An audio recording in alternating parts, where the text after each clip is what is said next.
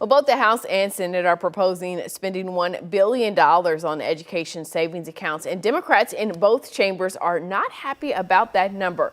State Representative Gina Hinojosa, who represents parts of Central Austin and Sunset Valley, joining us live from her office to talk more about this. Representative, thank you for your time.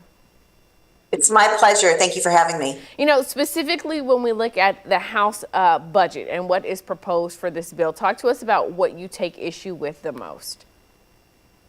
The House is proposing less money than it proposed last session for our public schools.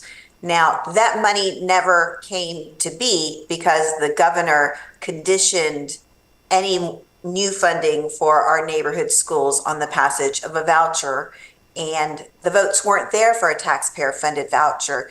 As a result, the governor punished all school districts and did not allow for consideration of new funding for our schools. What we know today is that in order to just reach 2019 spending power for our neighborhood schools, so just to deal with the inflation that we've experienced since 2019, that was the last time we increased per student funding, it would cost $1,350 per student, which would be about $20 billion. The money that the House has proposed is under $4 billion.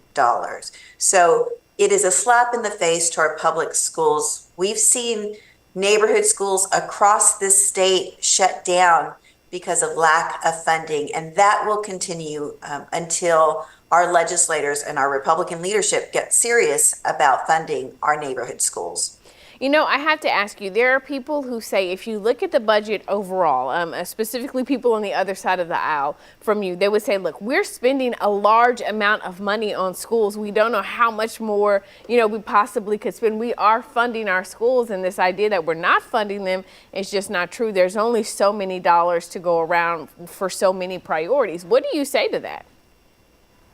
Well, I say that those people who are not in support of our neighborhood schools like to confuse the issue by including in that amount the amount we spend on the teacher retirement system, the amount that taxpayers in individual localities vote for to pay for buildings, right? That those are elections that happen, and those are bonds to pay for building, different from the operations money that we're in charge of here at the state. They include TEA contracts. The Texas Education Agency has $2.1 billion in private contracts, which should all be reviewed. We should be prioritizing paying our teachers their worth. In Texas, our teachers make about $10,000 below the national average, and we're losing teachers in this state. In Austin ISD, in fifth grade, my son did not get a teacher because they could not find a teacher at Becker Elementary to work under the conditions and pay that were required. We have a teacher crisis in this state. It's time we put the money where it belongs and fund our Texas teachers. Now, I have to ask you about the difference between the two chambers. Last session, the Senate made the decision to pass bills separately. So there was a teacher pay raise bill, there was a school funding bill, and then there was the education savings account bill. The House wants to put it all together, wants to say one is contingent on the other. Do you anticipate that will be the case again this time around? And how much harder then would it make it for teachers to get raises? I don't know what the final bill is going to look like. I hear rumors just like everybody else. The latest rumor I heard is that we're considering two different bills. That doesn't mean that's going to be the case. One on vouchers and one on school funding. But who knows what it will be.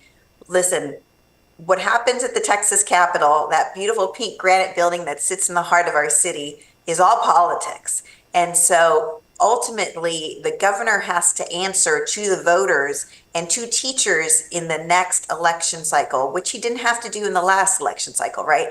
So I think it's very unlikely that our schools don't get some funding. It's for parents like myself, I still have a child in public schools, parents, teachers, and communities who believe in our public schools to demand that we get what our schools need. And at this point, Republican leadership is not serious about funding our schools at what our students need, and that's an increase in per student funding of $1,350 at bare minimum just to get us back to 2019 spending power.